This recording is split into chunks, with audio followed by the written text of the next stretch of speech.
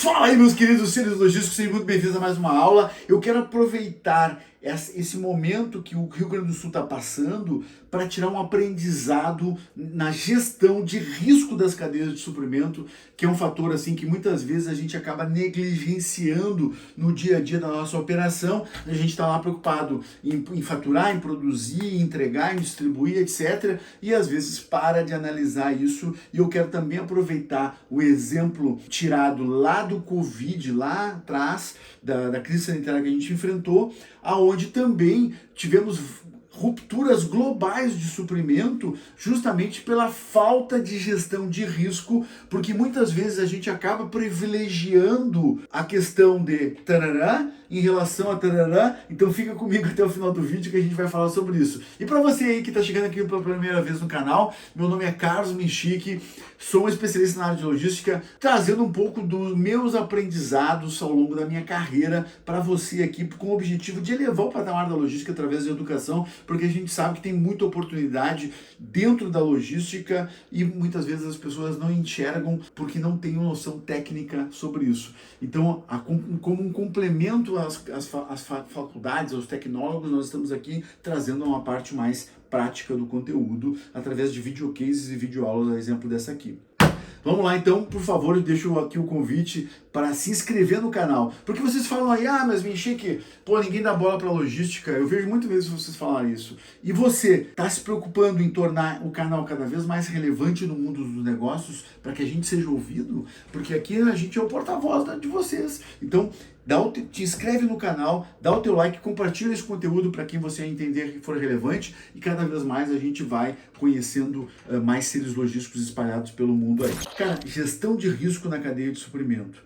Esse é um tema de altíssima relevância e só que a gente só se lembra dele na hora da crise. A exemplo do que está acontecendo aqui no Rio Grande do Sul. Ou seja, provavelmente as empresas que estão hoje com as suas operações paradas, se elas tivessem um plano de contingência, se elas tivessem um plano de risco já desenvolvido, ou pelo menos investido algum tempo pensando isso, poderia ganhar celeridade no processo. Vamos pegar o exemplo da Apple. A Apple, quando houve a crise sanitária, ela se deu conta que 90% da produção dos chips da Apple, 90% da produção dos aparelhos de celular estavam sendo feitos aonde? Em um único país, que era, no caso, a China, e um país com vários riscos associados, inclusive geopolíticos nessa situação. Ou seja, daqui a pouco a China, o governo lá diz, não, cara, tá proibido mandar para os componentes lá para a Apple, e era isso, né? Existe sempre esse risco. O que a Apple fez para gestão de risco da cadeia de suprimento deles? Eles foram lá e tiraram boa parte da produção dos produtos Apple e eles espalharam para o México, mais próximo, percebam, e para a Índia. Então eles tiraram da China ou Ásia quase 50% da produção e espalhando ela proximamente, que é no caso do México, ou seja, necessariamente não precisa transporte marítimo, diminuindo o risco, e por ser próximo ele consegue ter um abastecimento mais ágil, e na Índia também. Ou seja, porque na Índia, para se afastar geograficamente da principal produção lá, então eles espalhando os pontos de produção. Na questão de compras, a gente fala muito isso, inclusive tem vídeos aqui que a gente fala sobre procurement. E no caso de procurement, a gente diz, cara, a gente tem que ter 3 fornecedores, mas muitas vezes a gente não tem escala para ter 3 fornecedores. Mas a questão é, tu tem 3 fornecedores preparados para aceitar a produção dos insumos que tu compra, homologados, testados, preparados para, na eventualidade de um dos teus fornecedores ter uma catástrofe, ter uma enchente, ter um vendaval.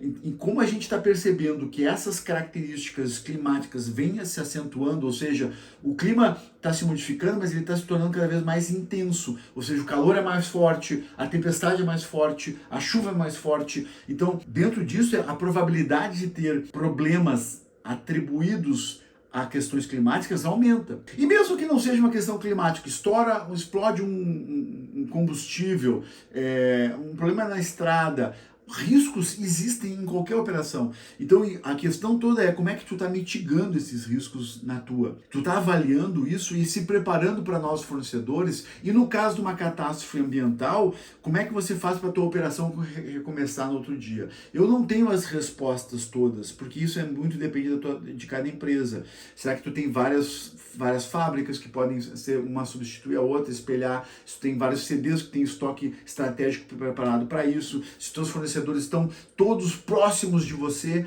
Então, por exemplo, se a tua fábrica e teus fornecedores estão todos próximos e tem um problema, um risco associado a uma enchente, tu perde fornecedores da tua própria fábrica. Será que isso não tem como a gente administrar de outra forma?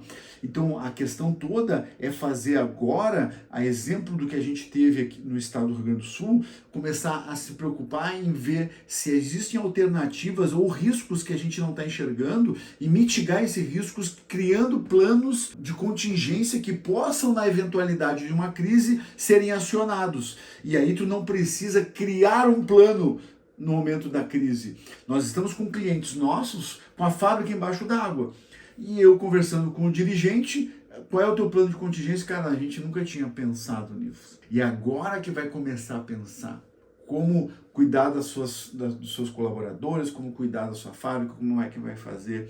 Então, eu acho que esse alerta é muito relevante para todas as empresas criarem seus planos de emergência, criarem seus planos de contingência, pensar nos riscos das suas cadeias de suprimento no todo. Cara, como é que estão meus fornecedores? Quais são os riscos? Eu tenho fornecedores complementares na minha distribuição? O que pode acontecer? Como é que eu atuo no caso de uma catástrofe? Onde é que estão meus estoques? Como é que se eu perco o meu estoque, como é que eu faço? Então todas essas perguntas vocês têm que fazer dentro da realidade de negócio de vocês e conseguir avaliar e gerar riscos. Quanto mais você conseguir simular situações, mesmo que elas tenham pouca probabilidade de acontecer, no momento que, na eventualidade que ela aconteça, tu já ganhou tempo de ação, porque tu já ouve o racional, e inclusive o racional de uma forma mais fria. Porque quando tu tá aqui agora sem a crise, tu consegue planejar muito melhor que tu com o calor de uma crise na pressão do dia a dia do teu negócio.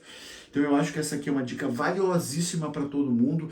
Faça com que todos consigam enxergar e ter esse insight e ter essa reflexão dentro da sua empresa, dentro da sua realidade de negócio aí, pensando no futuro aí.